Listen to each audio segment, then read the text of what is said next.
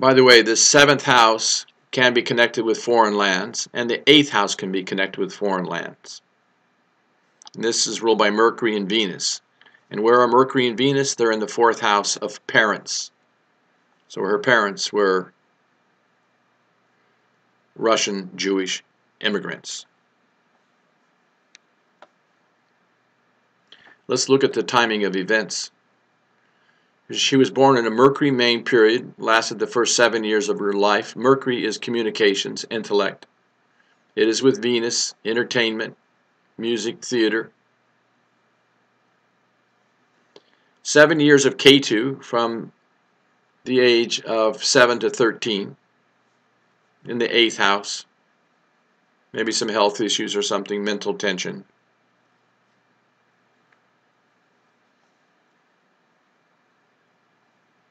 So we see here that about the age of 14, she goes into 20 years of Venus. And Venus is entertainment, fine arts, performing arts, and healing arts. It's with Mercury, the planet of communications. Mercury ruling relationships. They both have an influence in the 10th house of career. So Venus can give some very good results. She actually came into prominence. She went to work as a writer for Johnny Carson right around here, 63, 64, 65. Mercury, so look at it, Venus, Mercury together. Both influence the house of career. So right around 65, she started coming into prominence during the Venus. Then Sun, she also did well because Sun is very, very royal. It's in the house of independent entrepreneurial success. And Sun is under the beneficial influence of Moon. Moon at 24 degrees is aspecting this Sun. And Sun, which is a royal planet, aspects Moon, ruling the house of higher education. So she had some royal education, graduating Phi Beta Kappa from Barnard College. Very prestigious. The point is, this is a very strong Sun. It's a very royal Sun under the influence of the royal Moon in the house of self-expression, communications, entrepreneurial activities. Then she ran her 10 years of Moon, but I think she does have some emotional disturbance because Moon is in Scorpio, which is its debilitation sign. And sometimes when Moon is in Scorpio, the person does not know how to properly emotionally connect with others and can even intimidate other people. She was very intimidating to some people. But Moon is in the house of divine grace, good luck, and good fortune, and it's an affluent and royal planet. So that 10 years is good as well.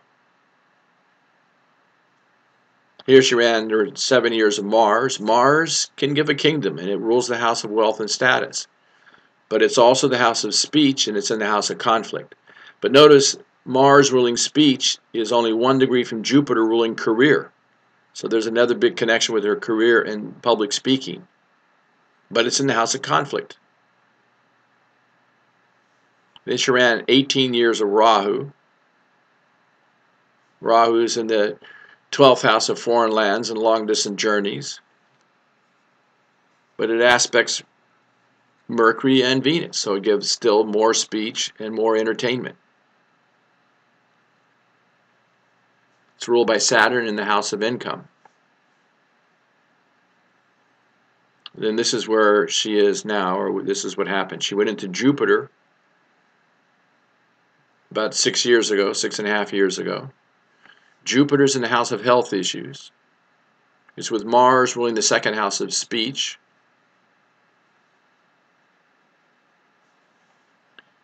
And here is where she has her surgery, her operation, and she ends up dying during the Mercury subperiod. She never got out of Mercury. It would have ended next March. So she's in Jupiter main period, Mercury subperiod. Mercury is in the 3rd sign, which is connected with the throat. Mercury is also connected with speech and the throat. And Rahu at 8 degrees is afflicting Mercury. And Rahu is unexpected calamity, dealing with Mercury.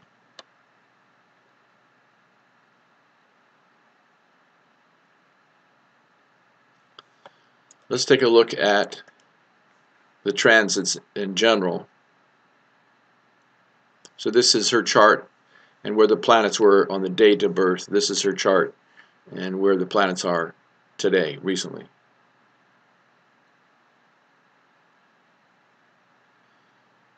So we see that this K2 at 25 degrees and Rahu at 25 degrees. Let's just slide him over here. Let's put K2 here at 25 degrees. He aspects 5, 7, and 9 houses away. So K2 at 25 degrees is afflicting her moon at 24 degrees. It's 100% affliction.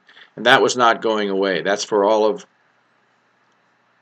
August, September, October, and November. So that's a slow moving. That's not good. And then this Rahu here at 25 degrees aspects 5, 7, and 9 houses away. So look at that. That 25 degrees is afflicting Saturn at 23 and afflicting Sun at 24. And Saturn rules the 12th house of end of life, and Sun rules the 6th house of health. So some health issues. And Sun, by the way, is the heart, and she went into a cardiac arrest. So it's Rahu and Ketu causing the issues here. One other transit I wanted to share with you, and that is the date of her husband's death when he committed suicide. So look at this, May 15th, 1987. The inner chart is Joan's chart, the outer chart is the transits. But what was very striking is that, take a look at this Saturn at 25 degrees on that particular date. This is the date of the transits. So Saturn was at 25 degrees in Scorpio. So that's where it is over here. Look at Saturn here, retrograde 25 degrees in Scorpio. Look at her moon. See, her moon is at 24 degrees Scorpio. So transit Saturn ruling the 12th house, which is hospitals and end of life, was afflicting moon, ruling her emotional state, her mind. Moon is also connected with family life and motherhood. Now Saturn aspects, so this Saturn was sitting right here. So Saturn aspects 3 houses away, 7 houses away, and 10 houses away. So this transit Saturn in Scorpio at 25 degrees was afflicting this, was sitting right on top of this moon, and 3 houses away is Saturn at 23, so it was afflicting this Saturn. This Saturn was also afflicting Sun, which is husband. And Sun rules mental tension. And Sun aspect, and this Saturn also aspects 10 houses away. So this is 7, 8, 9, 10. So this Saturn at 25 degrees was also afflicting her Mars, ruling continuation of family life. So caused discontinuation of family life. And it was afflicting Jupiter, representing husband and her career. He committed suicide because he got fired as a producer from her television show. Or that contributed to his mental state. So this is how powerful. So you can see clearly that for Pisces, Saturn is a functional malefic planet. And on that transit, it was afflicting her moon, her Saturn, her Sun, her Mars, and her Jupiter. One transit. Let's just take a look over here and see what, in 1987, what she was running. She was running Mars, which was under the affliction of that transit Saturn, ruling continuation of family life. And she was running Mercury, and Mercury rules the 7th house of marriage. And Mercury in her chart is under the close affliction of Venus, ruling the 8th house of death, and Rahu, unexpected calamity, on Venus, ruling marriage.